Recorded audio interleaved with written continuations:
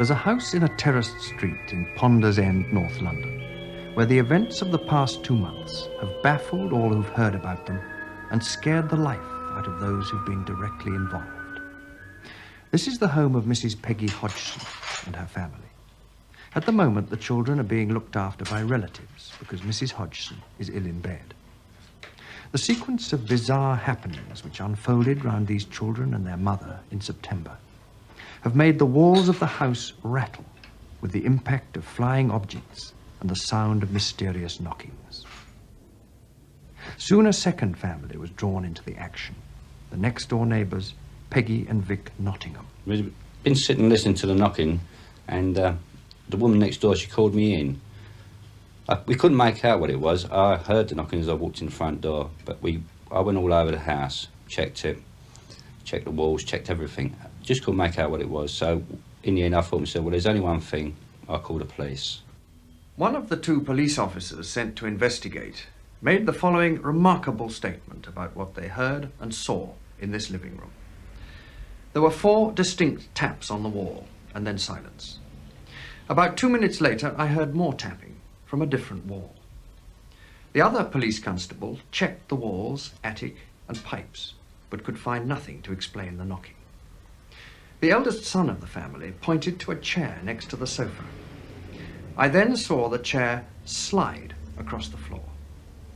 It moved approximately 3 to 4 feet and then came to rest. I checked the chair, but could find nothing to explain how it had moved. The police definitely wanted to get out of the house. How could you tell? They was as frightened as I was. And then the second night we went back in there again, and we got the same reactions again. We got this knocking. And then this here Lego. I witnessed a box of Lego underneath a chair, but I walked into the room. As I walked into the room, the Lego began to fly. But where it was coming from, I don't know. One piece hit me on the arm. And did it hurt? Oh, it brought a lump up. It caught me on the elbow, and it brought a lump up. And as I one say, tiny little piece? One tiny little piece of Lego. Now, it's not much bigger than 3/4 inch. But it caught me on the elbow. And as I say, it brought a lump up.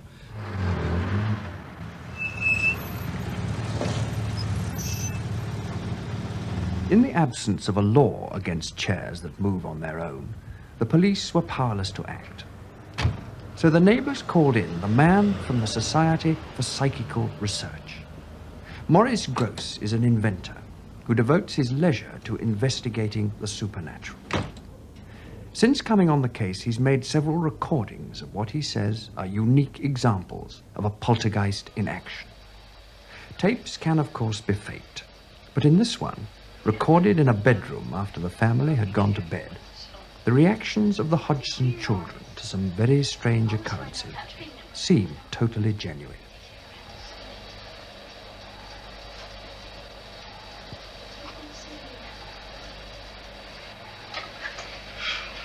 All the lights gone out.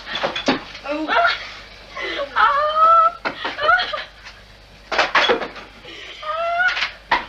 Wait! It's round the lamp on the head. right way across the room and pulled it out of the socket. Quick, turn the lamp off. The light plug was pulled from the socket 3 times after that. Then, after a period of watching and waiting, something even stranger happened. Who's that shaking the door? Oh. What's on there? Mum's laughing. Oh, what's that? The slipper was thrown across the room and hit Oh, the door not my one. as I was holding the door. My one. The white slipper hit the door as I was holding the door. He hit me on the leg. Where's the other one? The other one's over here. What sort of a case is this in your experience? Well, I think this is probably the best case this century. In fact, as far as documentation is concerned, it may be the best case of all time. What special aspects make it so? Well, the entity itself has been very, very violent at times, and of course the witnesses and the documentation have been excellent. The violent things I've seen happen are the the furniture moving, the furniture being thrown upside down. In fact, one night I was standing here, there were about 11 or 12 people in the room, and I was standing talking to one of the members of the family, and in front of the settee, and the settee went straight up in the air and turned upside down, right in front of me, no more than a foot away from me. What particular tape stands out in your mind? Well, I think one particular tape that stands out in my mind is the incident where I was communicating with it quite a long while, very seriously, and then something happened which was very funny indeed. Knock. 1 for no and 2 for yes. Are you a male spirit? 1 for no and 2 for yes. 2. That's 2. You are a male spirit. Did you used to live in this house? You did. Was it more than 50 years ago? Yes. Did you die in this house? Did you pass on? You did pass on in this house. Now, why are you here? Are you unhappy? You're not unhappy.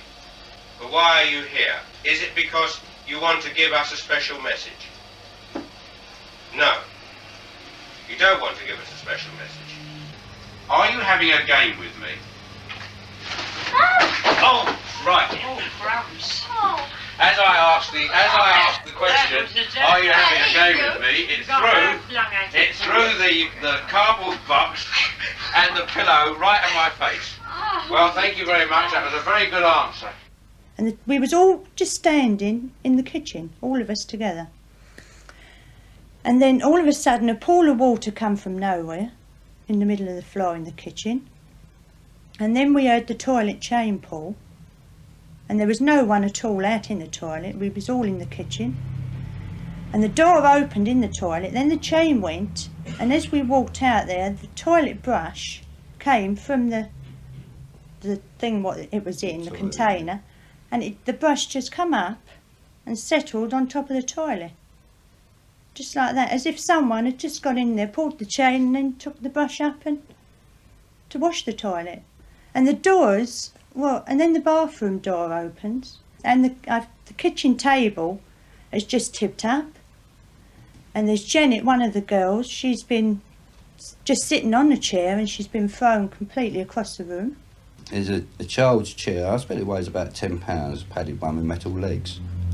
And the child is sleeping in a single bed one side of the room, and I was sitting on a single bed the other side of the room, with his chair in the middle. The child went to sleep, and all of a sudden she got a little bit restless. Well, just after that, his chair was lifted off the ground, and it was thrown about 9 foot through the air, a good 9 foot, for no reason whatsoever. No one was on the end of it. Didn't touch no one. Just went a straight line down the room. And what did you do? I ran out the room again. You know, I mean, when you see these things, there's nothing on the end of them. You begin to shake. The third family to be caught up in the story was John and Sylvia Burkham, who live a few doors away. John is Mrs. Hodgson's brother, and he and Sylvia have spent hours at the Hodgsons' house, trying to help them through all the unexplained goings-on. But they've had plenty of shocks of their own. Now, what happened in this bedroom? Well, I heard a noise downstairs. I come up, and there was the eldest girl on the floor. But the other one's missing. So I look under this bed, I look under this one, and as I stand up, I see it. There she is, across this radio, one leg in the air, and her head hanging down. Just to prove that I wasn't mad, I yelled for my wife to come up to see what I have just seen. But she was asleep. As a roof repairer, Vic Nottingham is used to tall stories. But he never thought he'd play a leading role in one like this. I've got one chap at work, for instance, and he says to me, how's your ghost getting on? Now, I mean, it's no good talking to a chap like that. because he's got no reaction on it whatsoever. He thinks that I'm going round the bloody bend, like, you know what I mean? But Do you think you are? well, I was straight. I mean, I'm 44 and I've never witnessed anything like it before in my life. But the only thing that worries me, see, being a roofer by trade, is beginning to get on top of you. Your nerves begin to shatter a little bit. In every story of things that go bump in the night, there are two possibilities. One, that it's a hoax. Two, that there's something going on beyond the grasp of the human mind. If this is a hoax, it means that some of the 17 people who've seen things have been playing an elaborate and twisted joke on the others. If it isn't a hoax, it means that either those 17 people have all been having hallucinations, including the police, or this is the best documented ghost story of all time. Can you tell me why you are upsetting this family? Is it because you enjoy doing it? You do enjoy doing it. Well, I suggest that now you've got... Now, what does that mean? Why have you done 3 knocks? Now, I ask you the question again. 2 knocks for yes, and 1 knock for no. Now, yes, that's right, you understand. Now, do you enjoy upsetting this family? You do? Well, now, will you please go away? Because I think you've had enough of your jokes. You won't go away. But I would like you to go away, and go away because I think you've been upsetting this family long enough, and it's time you went away. You understand me? Please go away. Yes, you must go away. It's absolutely essential that you go away. No, you mustn't be obstinate. You must go away. Well, you must. I'm sorry, but you must stop annoying this family. You've had enough. You've had a good time. Now, please go away. All right? Please go away. I can't say any more to you now. Goodbye. Goodbye.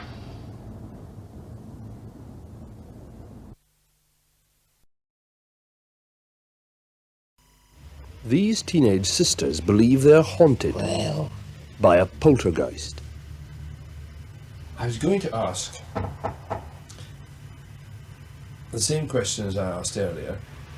How many voices are there? 600. 600 the voices. I know the joke. How many really are there, Margaret? I think so far we've had 10 3.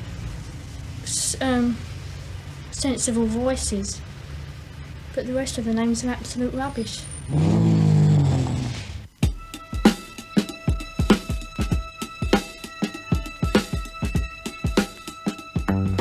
11-year-old Janet Hodgson appears to be the focus of many of the strange happenings in Green Street. But they also affect her 14-year-old sister, Margaret, and their younger brother, Billy. One of the first manifestations was when Lego bricks began to fly at high speed around the living room.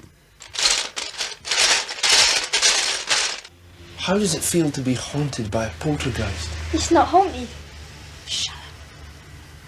Why isn't it haunted? I don't know. Does it frighten you, the things that happen here? Oh, well, it did first, but now I've got more used to it, and you learn to accept the things that happen. It's slung covered it, Mum. Might eat it, Mum.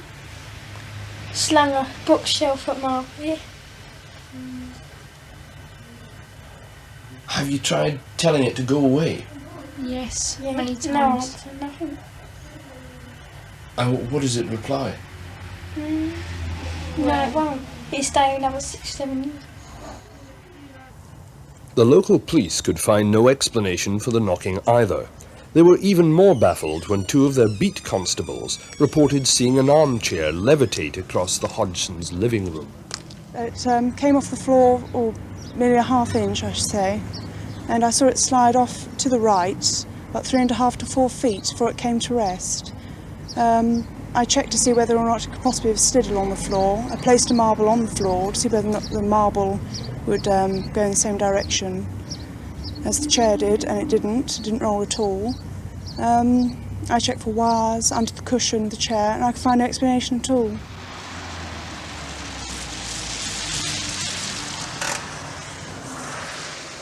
Maurice Grosse is an electronics engineer and an investigator for the Society for Psychical Research.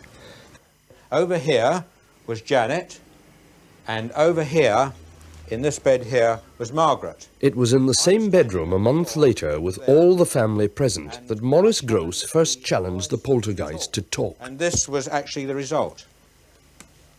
You'll hear here the whistling first of all, and then the barking. And here is this noise.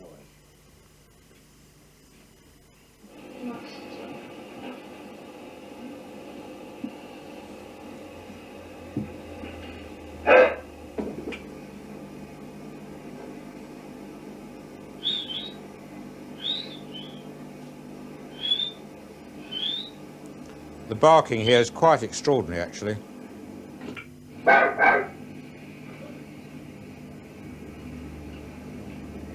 We got a dog in here. I then said to it, you can whistle. I then, as I said on the tape here, I then said to it, if you can whistle and bark and groan, then you can talk. And I asked it to actually say my name. Oh, Johnny. Well, just a minute. Right, we'll try again. I want you to call out my name, my complete name, Maurice Grosse. See if you can do that.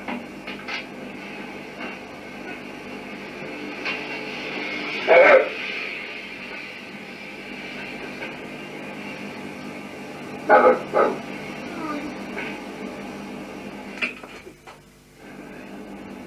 Very good. Let me hear you say my name again. Come on, let me hear you say my name.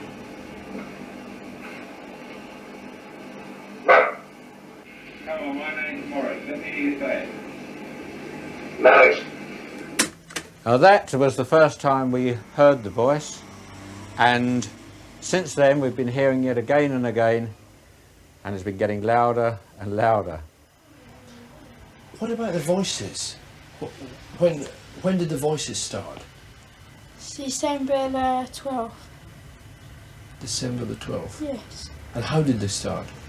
Well, one night Mr. Grosse was talking about it about 8:30. He said, all we need now is the voices to talk. And that night I went to bed and can't remember exactly what happened.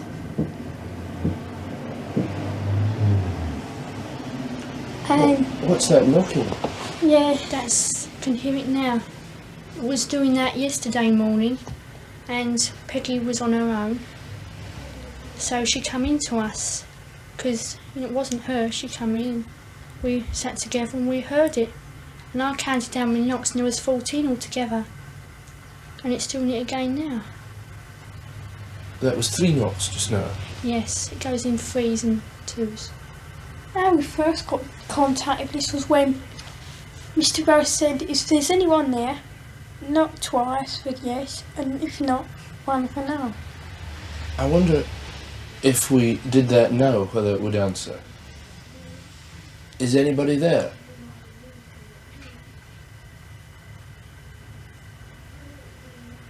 Is anybody there?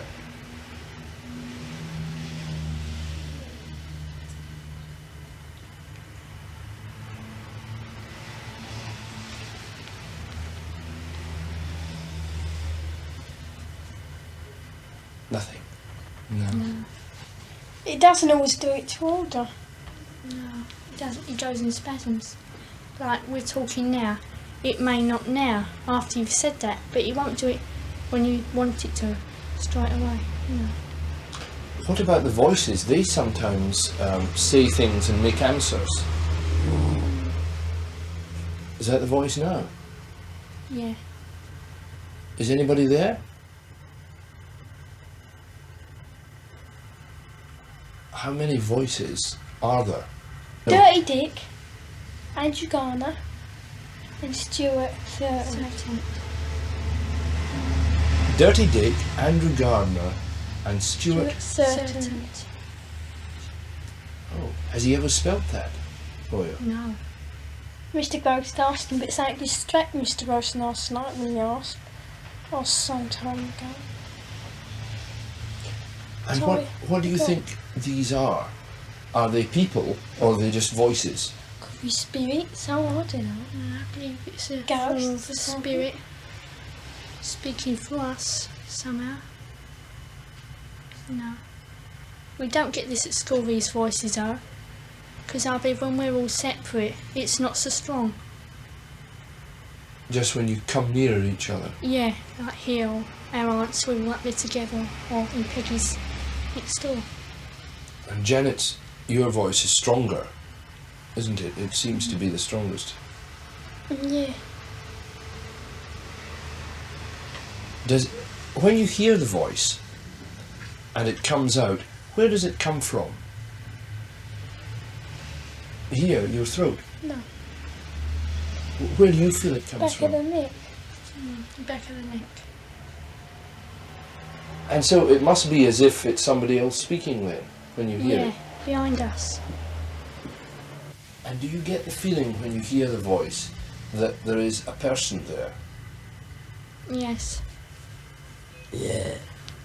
And do they tell you much about themselves? Not really, no. They just tend to growl and... Play around and sort of joke and be silly. No. I wonder, do you think there's anyone there just now? Yeah.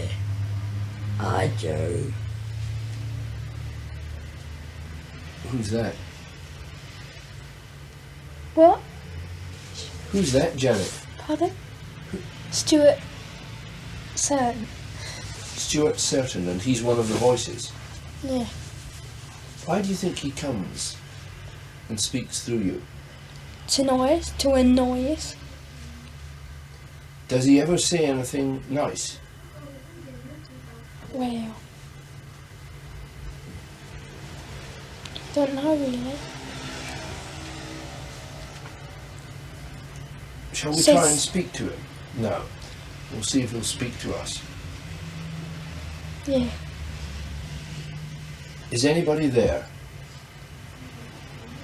No. Who's there? Doctor Who. Doctor Who?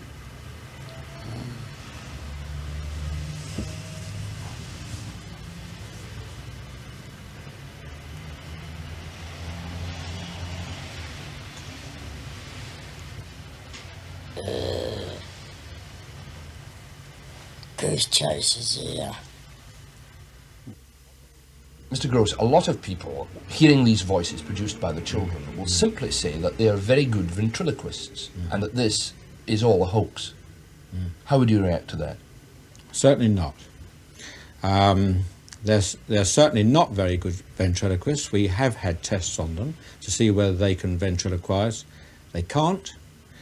To keep up this particular type of voice for any length of time without damage to the vocal cords is absolutely impossible. I mean, there must be some hoarseness attached to it. But don't forget, these children don't do this for a couple of minutes or so. They do it for lengths of periods up to 3 hours, and without any hoarseness or sore throats whatsoever. Well, perhaps, Guy, perhaps you've got something to say to them. Yeah. I'd like to know how you make this noise without bashing Janet's vocal cords to pieces. If I do it for half a minute, I get a sore throat. Joe? Guy Lyon Playfair is an author of books on the paranormal, with experience of poltergeist cases in Europe and Brazil. How do you do it, mate? God, they can hours. Don't you ever get a sore throat, Janet? No. Sure. Yeah. You never get pain in the back of the neck or something? No. Oh, what do you mean? I'm sorry, I'm not with you. What? I feel... Oh, you with me now? With you? Sensation in the back of the neck, yeah. Well, tell us about that. I don't know how to No, tell me explain about that. You get it now? It's buzzing in the When back of you the neck. talk, yeah. Do you feel it vibrating as if it was sort of No, like someone someone got what? their hand on the back of my neck like that. Poltergeists seem to thrive on an atmosphere of tension that is partly sexual. The fact that most of the focuses are adolescents seems to contribute to the mischievous nature of the effects, leading some to suggest that the kids are faking or enjoying a laugh at the expense of the investigators. But to create all the bizarre effects that went on in this house either involves a gigantic conspiracy with the neighbours or a disruption in our laws of mind and matter.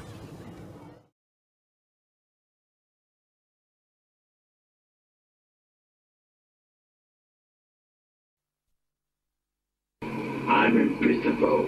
I'm invisible. You're invisible? Why are you invisible? Because I'm a G-H-O-S-T. Because I'm a G-H-O-S-T. Yes, he had quite a sense of humour. He also used to swear a lot as well. I'm Maurice Grosse, and I'm one of Britain's leading psychic investigators. I'm 76 now, and still on the trail of ghosts and poltergeists.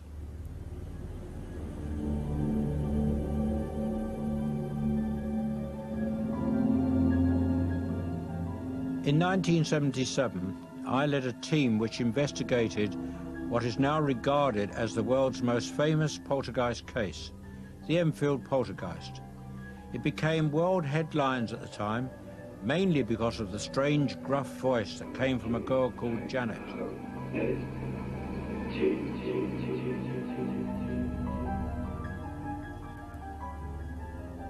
Hollywood soon got in on the act, and the makers of several box office hits acknowledged a debt to my case in Enfield.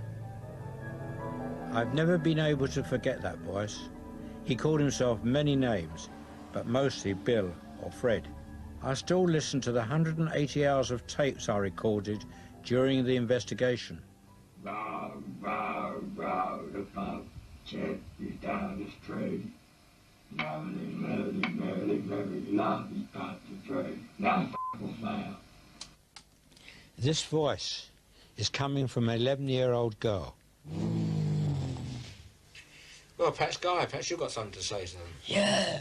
I'd like to know how you make this noise without bashing Janet's vocal cords to pieces. If I do it for half a minute, I get a sore throat. Goose chases here. And we found that on analysis, the voice was not made by the larynx, the voice box, but by the false vocal fold, which is above the larynx. And you only use that when you lose your voice and you talk like that. Well, if you talk like that for more than a couple of minutes, you start getting a sore throat. Talk like that for 5 minutes or so and you're going to start doing damage to your throat. And yet this voice used to speak up to 3 hours at a time. Not continuously, of course, but up to 3 hours at a time without the girl showing any distress at all. Absolutely remarkable. The voice was just part of it. The girl levitated, going from horizontal to vertical in a sixth of a second. Furniture was thrown around the rooms. The house was swarming with journalists. But after 4 days, they were baffled and frightened and called my team for help. A policewoman gave a sworn affidavit of the extraordinary activity she witnessed. Even the ghost chipped in. The death certificate confirmed the truth of what the ghost was saying. Many objects materialised out of thin air. Spoons were bent. Fires broke out spontaneously in the impoverished family's home. The family had to endure practically every known phenomena in a poltergeist case. They were traumatised. They didn't benefit financially and were ostracised by many of their local community. The Enfield Poltergeist menaced that family for 18 months. It nearly destroyed their lives. I'm going back to see them for the first time in 20 years. Janet, the girl at the centre of it all, prefers to remain anonymous, but I spoke to her mother and sister. Well, here I am at this famous house in Enfield, and here you see Margaret and her mother, who were very, very involved in this case. You remember the day I first came? Yes, I remember, Mr. Grosse, and you was on the case ever since then, onwards, and you saw everything and took note and explained to us You remember when the reporters and journalists were here, how did they carry on? I could see the fear in some of their faces also, and they probably could sense that we was dead scared and wanted to run out any minute. I know I did. My sister did, I know that. I remember one of them came in and he explained to me that I'd got a poltergeist in the house. And I said, what on earth's that? And I nearly fainted when he told me.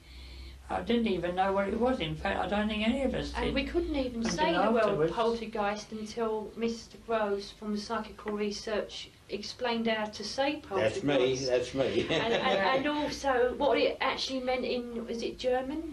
Was it? Yeah, poltergeist, noisy ghost. In the meaning of it also, which he explained to us. What do you say to people who say to you, with you children playing around, what do you say about that? I say that's a matter of opinion. If you haven't experienced it, you're going to say that. But it did really happen. It upsets me deep down to think that they can't give us an open mind, the ones that just put it down completely.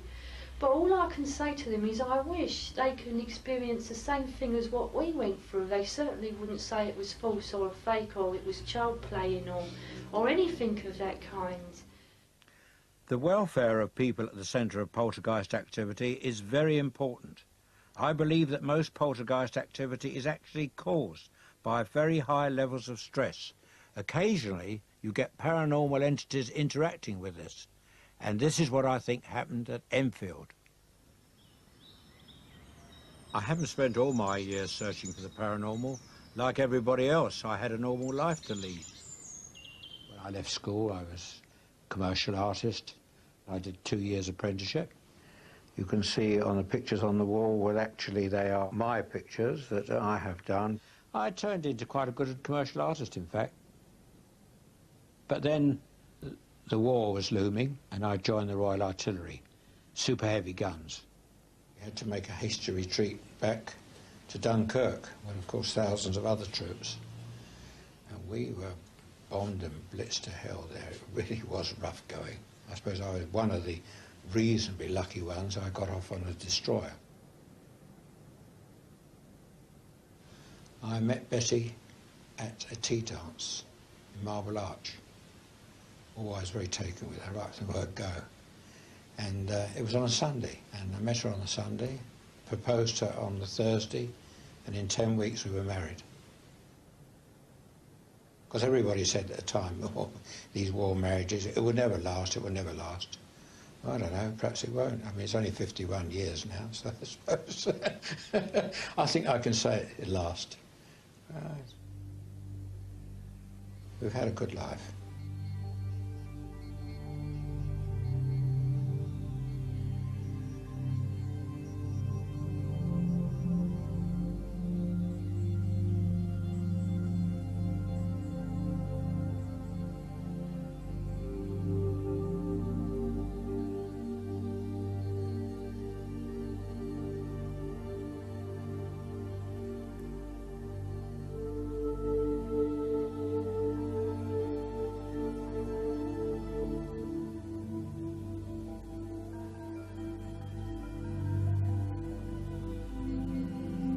A good life, that is, until the death of our youngest daughter, Janet, in a road accident. Betty and I believe that Janet tried to contact us after her physical death. You might believe that was just our way of dealing with bereavement, but it was a turning point in my life. I decided to carry out serious research into the paranormal and join the Society for Psychical Research. This is now my psychic HQ. The Society is the world's leading centre for the scientific study of the paranormal. I'm the chairman of the Spontaneous Phenomena Committee. People write to us from all around the country with their strange cases, which we investigate on a non-fee paying basis. Can you recap on who he said was psychologically disturbed? He said what name? Who was it? Because there's so many names. That's the covering letter, isn't it? Yeah, on the covering letter. There's so many people mentioned there. Yes, I was wondering that. Expert in the early 60s and a retired university lecturer. Well, I think we can dispense with that case then, yeah.